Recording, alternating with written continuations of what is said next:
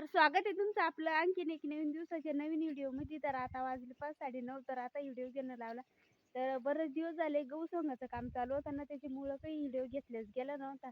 तर आता पहा एवढा सोंगणं झाला तरी पण एक पट्टी झाली सोंगणं, तिकडं थोडंसं का सोंगणं झालं, त्याच्यामध्ये सण आला. तर त्याच्यानंतर मग काही सोंगलंच नव्हतं, 2-3 दिवस झाले.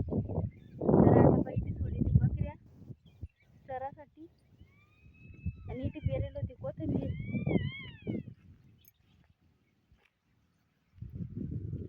तर आता ती पण थोडी थोडी सुकली आणि त्याला काही पाणी सोडलं नव्हतं, तर मग ती वाळून गेली आता.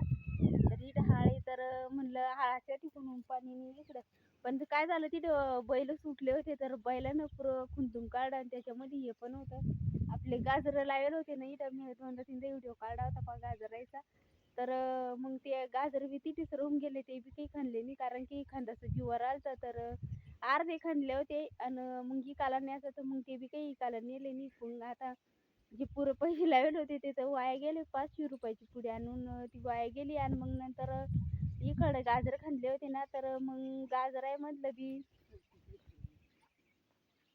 कुठे गेल्या.